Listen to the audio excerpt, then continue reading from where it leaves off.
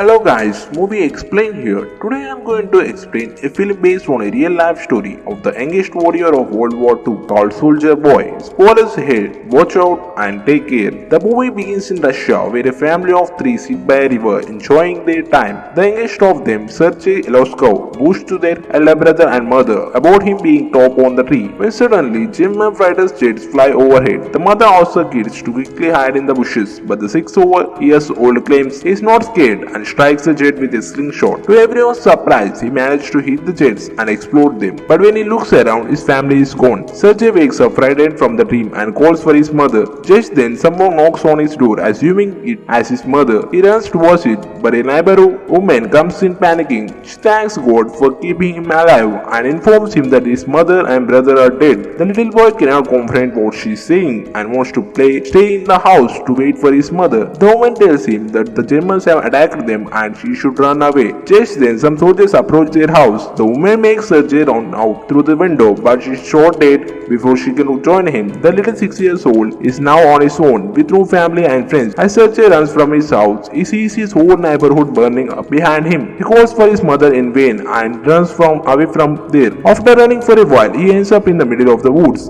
The little kid starts to call for his mother to come and get him because he is lost. That night, he stays in the jungle. The following morning, we see him drink water from a river. When enemy soldiers approach his face, Sergei, knowing that they are dangerous, quickly hides inside a tree's roots. He is startled when a snake comes nearby, but he doesn't utter a word or run away. Sergei is more scared of the soldiers than of a snake. The soldiers eat by a river and go away. Afterward, which Sergei takes their leftover food and devours it for the night. However, by the end of the day, the little boy is exhausted. He hasn't had a proper meal in 2 days and he has been walking with no destination. He falls down as he limps but doesn't stop walking. While on his way, he sees wild berries and devours them. But just then, an explosion occurs behind him. Taking by him surprise, the boy gets dizzy and starts to hallucinate someone coming behind him. However, even in such conditions, he stands brave and tells the person that he has a rifle and is not scared. He slips forward but falls unconscious after a while. While he is asleep, two soldiers approach him. The scene cuts to a Russian base where Commander Kunchesko awaits for his patrol soldiers. They come in with a little kid who is injured and weak. When the soldiers claim that they are not on his side, the little boy opens up and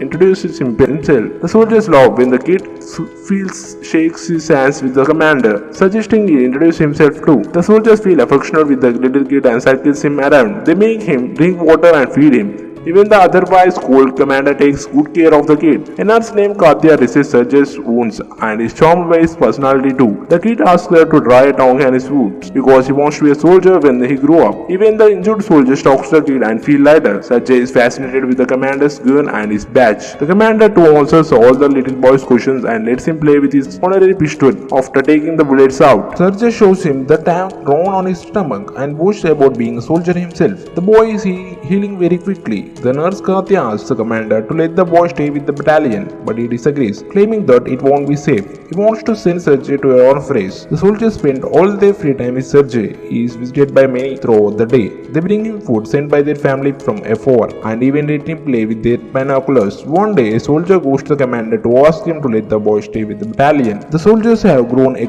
close connection with the kid and thinks of him as their own. His presence takes weight off their chest. However, the commander is abandoned about sending the boy to the orphanage for his own safety. The following day, the enemies attack and many soldiers are hurt. A vehicle comes to fetch Sergei to take him to the orphanage. The commander breaks the news to the kid and gives him a wooden handled pistol as a gift. The boy in turn hugs him, claiming that he is scared for the commander's safety. The commander melts in his embrace and changes his mind. He asks Sergei to stay with the soldiers as his son. The boy soldier clothes for the little boy. They are all over the moon to have Sergei to stay with them. The commander wakes Sergei up and gives him the clothes. He wears them and runs around looking like a real soldier. The others start calling him the little soldier boy. As the kid runs around, the Germans launch an air attack on the battalion. The soldiers quickly take Sergei to a safe place and fight the others. The number of injured soldiers grows rapidly. Sergei wants to make himself useful, so he brings water to the thirsty soldiers. One of them asks him to read a letter sent by his family because he is a bandage over his eyes. The little boy wants to help but he doesn't know how to read. He takes the letter and starts making up the things written on it, claiming that the soldier's cow is safe back home. When the soldier says that he doesn't have a cow but others tell him to go along with the story and laugh, he reads everyone's letters in the same fashion and cheers them up. In the following scene, we see Katya and the commander talking. The two seem to be attracted to each other but does not confess their feelings. Later, Sergey tells the commander that he is of an orderly position in the battalion and starts introducing himself as one. However, the boy sees one of the soldiers' station destroyed from the attack. The commander teaches him to take his hat off to pay respect to the dead soldier.